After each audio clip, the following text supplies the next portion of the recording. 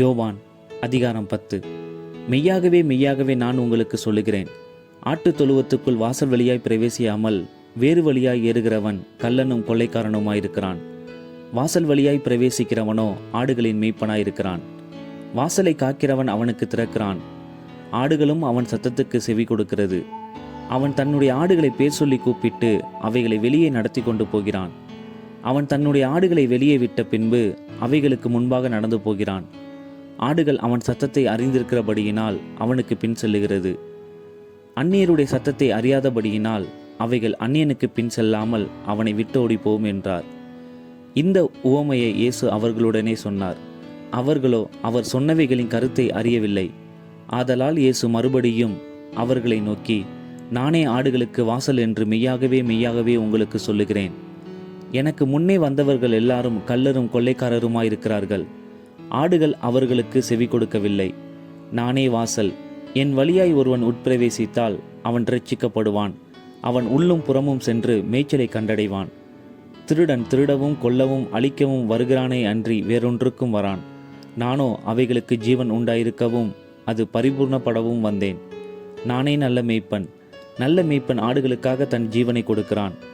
மெய்ப்பனாயிராதவனும் ஆடுகள் தனக்கு சொந்தமல்லாதவனுமான கூலியால் ஓனாய் வருகிறதைக் கண்டு ஆடுகளை விட்டு ஓடிப்போகிறான். அப்பொழுது ஓனாய் ஆடுகளை பீறி அவைகளை சிதறடிக்கும். கூலியால் கூலிக்காக வேலை செய்கிறவனாகையால் ஓடிப்போகிறான். ஆடுகளுக்காக அவன் கவலைப்படான். நானே நல்ல மேய்ப்பன். பிதா என்னை அறிந்திருக்கிறது போலவும் நான் பிதாவை அறிந்திருக்கிறது போலவும் நான் என்னுடையவைகளை அறிந்தும் என்னுடையவைகளால் அறியப்பட்டும் இருக்கிறேன். ஆடுகளுக்காக என் ஜீவனையும் கொடுக்கிறேன். இந்த தொழுவத்தில் உள்ளவைகள் அல்லாமல் வேறே ஆடுகளும் எனக்கு உண்டு. அவைகளையும் நான் கொண்டு வர வேண்டும். அவைகள் என் சத்தத்துக்கு செவி கொடுக்கும். அப்பொழுது ஒரே மந்தையும் ஒரே மேய்ப்பனுமாகும். நான் என் ஜீவனை மறுபடியும் அடைந்து கொள்ளும்படிக்கு அதை கொடுக்கிறபடியினால் பிதா என்னில் அன்பாயிருக்கிறார். ஒருவனும் அதை என்னிடத்திலிருந்து எடுத்துக்கொள்ள மாட்டான்.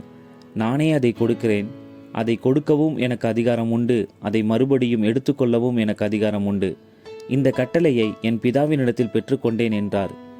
இந்த வசனங்களின் நிமித்தம் யூதருக்குள்ளே மறுபடியும் பிரிவினை உண்டாயிற்று.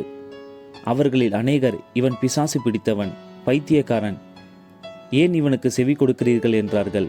வேறே சிலர், இவைகள் பிசாசு பிடித்தவனுடைய வசனங்கள் அல்லவே, குருடருடைய கண்களை பிசாசு திறக்கக்கூடுமா என்றார்கள். பின்பு எருசலேமிலே தேவாலய பிரதிஷ்டை பண்டிகை வந்தது. மாரிக்காலமுமாயிருந்தது. இயேசு தேவாலயத்தில் சாலமோனுடைய மண்டபத்திலே உலாவிக் கொண்டிருந்தார். அப்பொழுது யூதர்கள் அவரை சூழ்ந்து கொண்டு, எதுவரைக்கும் எங்கள் ஆத்துமாவுக்கு சந்தேகம் உண்டாக்குகிறீர்? நீர் கிறிஸ்துவானால் எங்களுக்கு தெளிவாய் சொல்லும் என்றார்கள். இயேசு அவர்களுக்கு பிரதியுத்தரமாக, அதை உங்களுக்கு சொன்னேன், நீங்கள் விசுவாசிக்கவில்லை. என் பிதாவின் நாமத்தினாலே நான் செய்கிற கிரியைகளே என்னை குறித்து சாட்சி கொடுக்கிறது. ஆனாலும் நான் உங்களுக்கு சொன்னபடியே நீங்கள் என் மந்தையின் ஆடுகளாயிராதபடியினால் விசுவாசியாமல் இருக்கிறீர்கள். என் ஆடுகள் என் சத்தத்திற்கு செவி கொடுக்கிறது. நான் அவைகளை அறிந்திருக்கிறேன். அவைகள் எனக்கு பின் செல்லுகிறது. நான் அவைகளுக்கு நித்திய ஜீவனை கொடுக்கிறேன். அவைகள் ஒரு காலம் கெட்டுப்போவதில்லை. ஒருவனும் அவைகளை என் கையிலிருந்து பறித்து கொள்வதும் இல்லை. அவைகளை எனக்கு தந்த என் பிதா எல்லாரிலும் பெரியவராயிருக்கிறார். அவைகளை என் பிதாவின் கையிலிருந்து பறித்து கொள்ள ஒருவனாலும் கூடாது. நானும் பிதாவும் ஒன்றாயிருக்கிறோம் என்றார். அப்பொழுது யூதர்கள் மறுபடியும் அவர் மேல் கல்லெறியும்படி கல்லுகளை எடுத்துக்கொண்டார்கள். இயேசு அவர்களை நோக்கி, நான் என் பிதாவினாலே அநேக நற்கிரியைகளை உங்களுக்கு காண்பித்தேன்.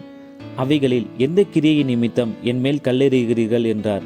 யூதர்கள் அவருக்கு பிரதியுத்தரமாக, நற்கிரியை நிமித்தம் நாங்கள் உன்மேல் கல்லெறிகிறதில்லை. நீ மனுஷனாயிருக்க உன்னை தேவன் என்று சொல்லி இவ்விதமாக தேவதூஷணம் சொல்லுகிறபடியினால் உன்மேல் கல்லெறிகிறோம் என்றார்கள். இயேசு அவர்களுக்கு பிரதியுத்தரமாக, தேவர்களாயிருக்கிறீர்கள் என்று நான் சொன்னேன் என்பதாய் உங்கள் வேதத்தில் எழுதியிருக்கவில்லையா? தேவ வசனத்தை பெற்றுக்கொண்டவர்களை தேவர்கள் என்று அவர் சொல்லியிருக்க, வேத வாக்கியமும் தவறாததாயிருக்க, பிதாவினால் பரிசுத்தமாக்கப்பட்டும் உலகத்தில் அனுப்பப்பட்டும் இருக்கிற நான் என்னை தேவனுடைய குமாரன் என்று சொன்னதினாலே தேவதூஷணம் சொன்னாய் என்று நீங்கள் சொல்லலாமா? என் பிதாவின் கிரியைகளை நான் செய்யாதிருந்தால் நீங்கள் என்னை விசுவாசிக்க வேண்டியதில்லை.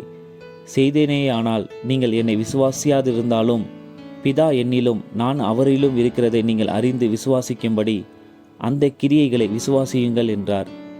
இது நிமித்தம் அவர்கள் மறுபடியும் அவரை பிடிக்க தேடினார்கள்.